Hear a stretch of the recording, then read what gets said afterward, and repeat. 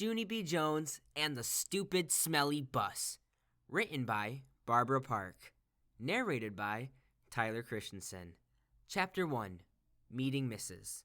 My name is Junie B. Jones. The B stands for Beatrice. Except I don't like Beatrice. I just like B, and that's all. I'm almost 6 years old. Almost 6 is when you get to go to kindergarten. Kindergarten is where you go to meet new friends and not watch TV. My kindergarten is the afternoon kind. Today was my first day of school. I'd been to my room before, though. Last week, Mother took me there to meet my teacher. It was called Meet the Teacher Day. My teacher was decorating the bulletin board with letters of the alphabet. I already know all of those letters, I said. I can sing them, except I don't feel like it right now. My teacher shook my hand. Only our hands didn't fit together that good.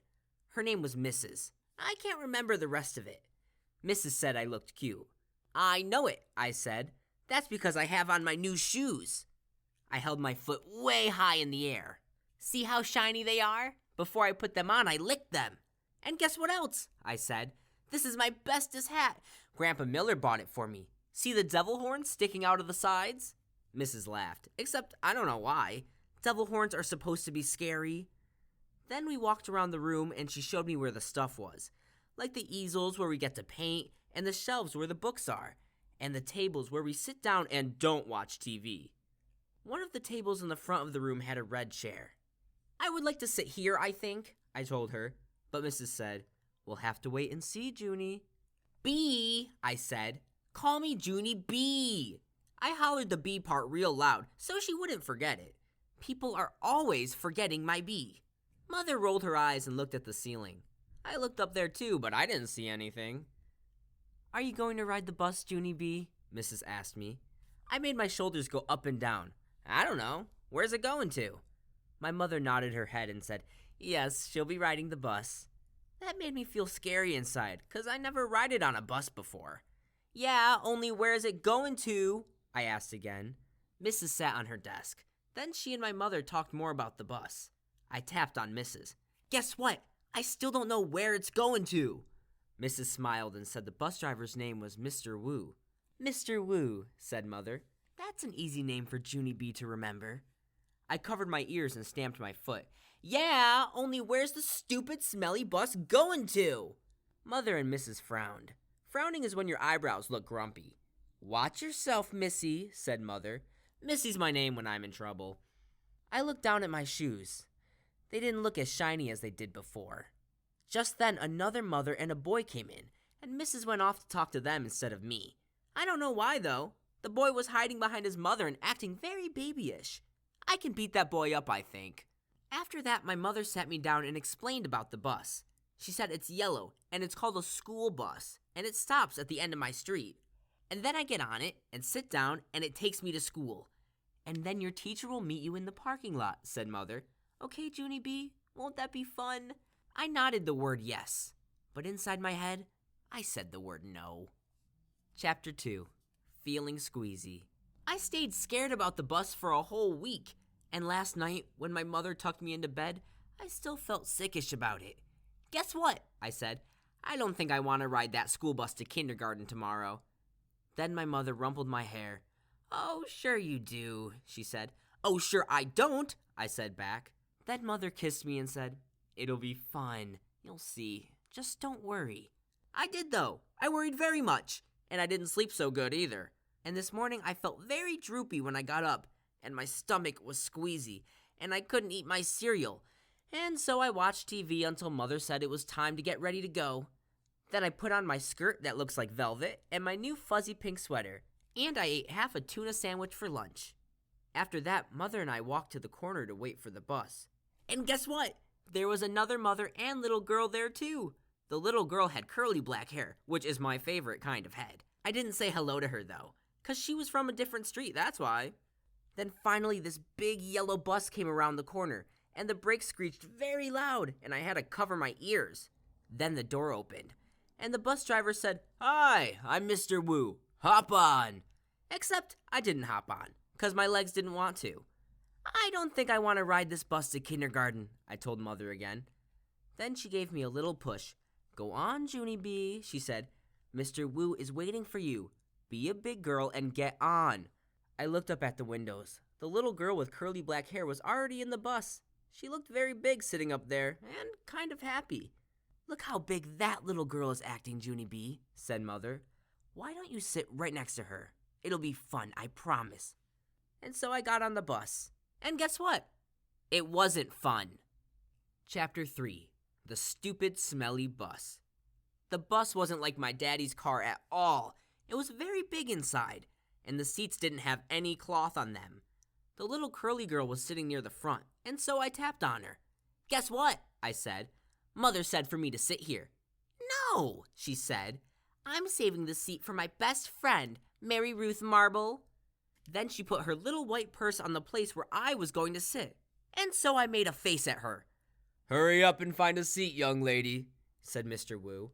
And so I quick sat down across from the curly mean girl, and Mr. Wu shut the door. It wasn't a regular kind of door, though. It folded in half, and when it closed, it made a whishy sound. I don't like that kind of door. If it closes on you by accident, it will cut you in half, and you will make a squishy sound. The bus made a big roar. Then a big puff of black, smelly smoke came out from the back end of it. It's called bus breath, I think. Mr. Wu drove for a while. Then the brakes made that loud, screechy noise again. I covered my ears so it couldn't get inside my head. 'Cause if loud, screechy noises get inside your head, you have to take an aspirin. I saw that on a TV commercial. Then the bus door opened again, and a dad and a boy with a grouchy face on got on. The dad smiled. Then he plopped the grouchy boy right next to me. "This is Jim," he said. "I'm afraid Jim isn't too happy this afternoon." The dad kissed the boy goodbye, but the boy wiped it off his cheek. Jim had on a backpack. It was blue. I love backpacks. I wish I had one of my very own. One time, I found a red one in a trash can, but it had a little gushy on it, and Mother said no. Jim's backpack had lots of zippers. I touched each one of them. 1, 2, 3, 4, I counted. Then I unzipped one. "Hey, don't!" yelled Jim. He zipped it right up again. Then he moved to the seat in front of me. I hate that Jim. After that, the bus kept stopping and starting, and lots of kids kept getting on. Loud kids. And some of them were the kind who looked like meanies. Then the bus began getting very noisy and hot inside, and the sun kept shining down on me in my fuzzy hot sweater. And here's another hot thing. I couldn't roll down my window because it didn't have a handle, and so I just kept getting hotter and hotter. And it smelled in the bus too. The bus smelled like an egg salad sandwich. "I want to get off of here," I said right out loud, but nobody heard me. I hate it in this stupid, smelly bus. Then my eyes got a little bit wet. I wasn't crying, though, 'cause I'm not a baby, that's why. After that, my nose started running, only the bus didn't have a glove compartment, which is where you keep the travel tissues, of course. And so I had to wipe my nose on my fuzzy pink sweater sleeve. Then I stayed on the bus for about an hour or 3, until finally I saw a flagpole and a playground. That meant we were at kindergarten. Then Mr. Wu drove the bus into the parking lot and stopped. I jumped up very fast, 'cause all I wanted to do was get off that stupid smelly thing. Only guess what? That Jim pushed right in front of me. And the curly mean girl did too. And then people started squishing me real tight, and so I pushed them away, and they pushed me right back. That's when I fell down, and a big foot stepped on my skirt that looks like velvet. "Stop it!" I yelled. Then Mr. Wu hollered, "Hey, hey, hey!" And he picked me up and helped me off the bus. Mrs. was waiting for me, just like Mother said. "Hi, I'm glad to see you," she called. Then I ran over to her, and I showed her the big footprint on my skirt that looks like velvet. "Yeah, only look what happened. I got stepped on, and so now I'm soiled." Mrs. brushed it. "Don't worry, Junie," she said. "It'll come off." After that, I just folded my arms and made a frown. 'Cause guess what? She forgot my B again. Chapter 4. Me and Lucille and some other kids. Some of the other bus kids turned out to be in my class, too. One of them was that Jim. That Jim I hate. Mrs. made us line up. Then we followed her to our room. Its name is Room 9. There were other kids waiting by the door. When Mrs. unlocked it, everyone squeezed in all at once. That Jim stepped on my new shoe. He made a scratch mark on my shiny toe, the kind of scratch that licking won't fix. "Hey, watch it, you dumb Jim!" I hollered at him. Mrs. bent down next to me. "Let's try to use our quiet voice while we're in school," she said. I nodded nicely. "I hate that gym," I said in my quiet voice. After that, Mrs. clapped her hands together very loud. "I want everyone to find a chair and sit down as fast as you can," she said. That's when I ran to the table with the red chair. Only guess what? There was already someone sitting there, a girl with little red fingernails. And so I tapped on her and said, "I would like to sit here, I think." "No," she said. "I am." "Yeah, only I already picked that chair out," I told her. "Ask my mother if you don't believe me." But the girl just shook her head no. And then Mrs. clapped her loud hands again and said, "Please, find a seat." And so I had a quick sit down in a stupid yellow chair, the same stupid color as the stupid yellow bus. After that, Mrs. walked into a big closet in the back of the room. It's called the supply closet. She got out boxes of new pointy crayons and some white circles, and then she passed them out. After that, Mrs. walked to a big closet in the back of the room. It's called the supply closet. She got out boxes of new pointy crayons and some white circles. Then she passed them out, and we had to print our names on the circles and pin them to our fronts. It was our first work. "If you need help spelling your name, raise your hand," said Mrs.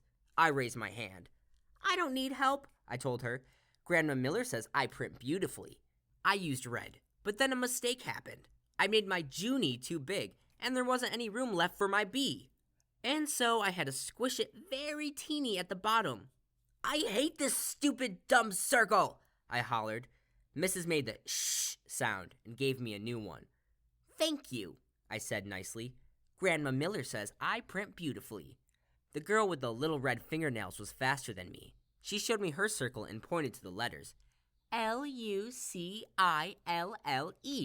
That spells Lucille," she said. "I like that name of Lucille," I said, "'cause guess why? Seals are my favorite animals. That's why." Then Mrs. passed out drawing paper, and we drew pictures of our family. Mrs. put a happy face sticker on mine. It was very good, except I made my father too teeny, and my mother's hair looked like sticks. After that, Mrs. took our class on a walk around the school. Everyone had to find a buddy to walk with. My buddy was Lucille. We held hands. The boy I can beat up was right in front of us. His buddy was that gym.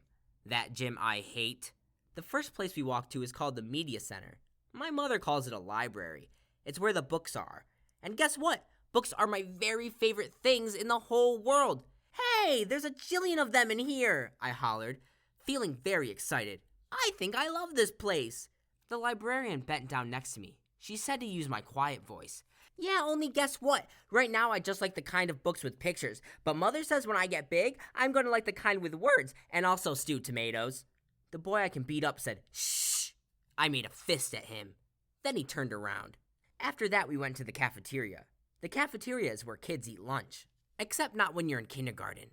I said, "It smells yummy in here, just like paschetti and meatballs."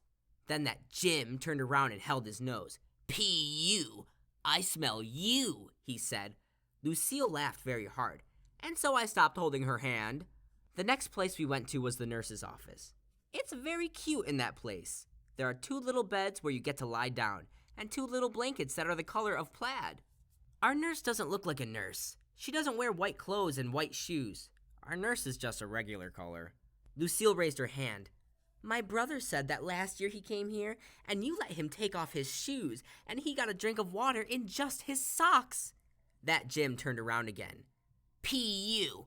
I smell your feet," he said to Lucille. This time Lucille stuck out her tongue at him. After that, we held hands again.